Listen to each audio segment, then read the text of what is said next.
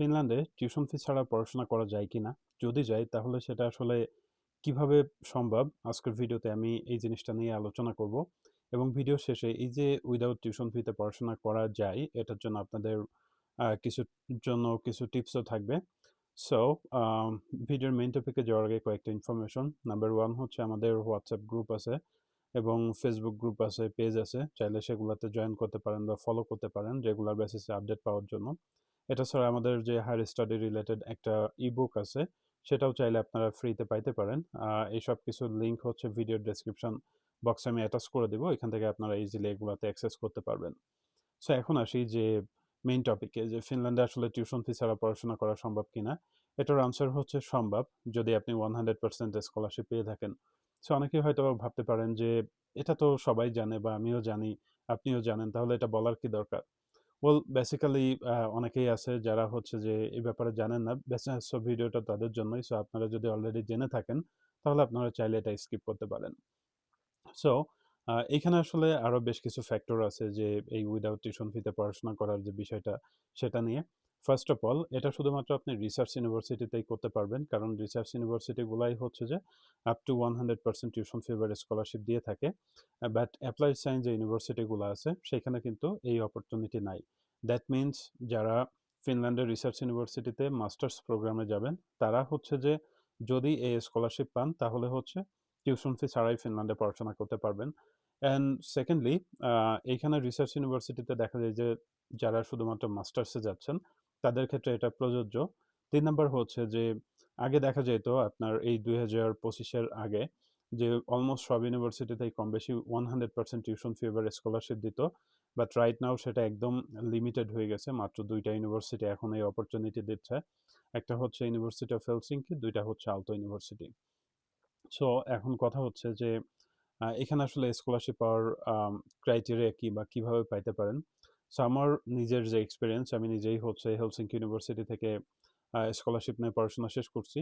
So এইখানে হচ্ছে যে আগে আপনার যে পরিমাণে স্কলারশিপ দিত, রাইট নাও সেটার অ্যামাউন্ট বা নাম্বার যাই বলি না কেন, এটা কিন্তু অনেক কমে গেছে।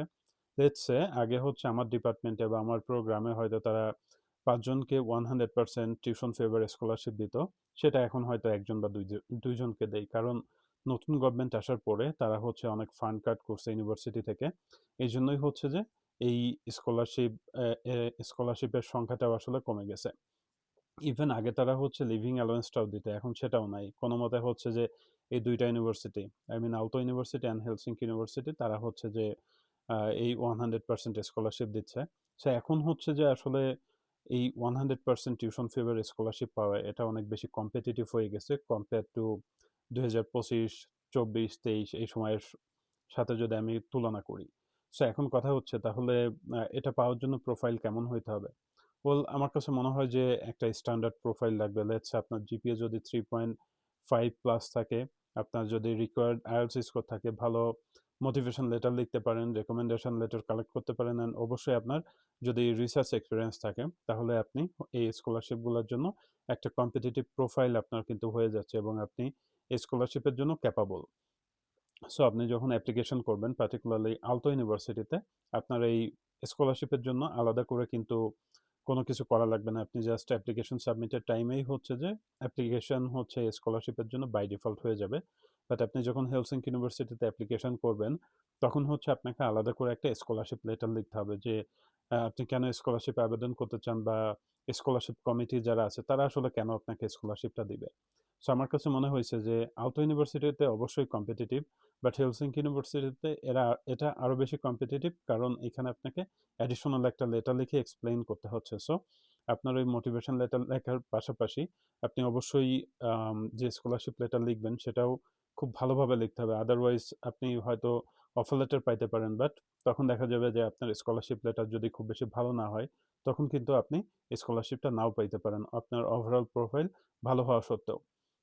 সো এই হচ্ছে মোটামুটি ২ টা ইউনিভার্সিটি আনফরচুনেটলি, যেখানে আপনারা টিউশন ফি ছাড়াই পড়াশোনা করতে পারবেন। এর পাশাপাশি বাকি যে ইউনিভার্সিটিগুলো আছে, সেখানে হচ্ছে আপনাদের তারা এখন আর্লি বার্ড ডিসকাউন্ট দেয়, যেটা আগে ছিল না।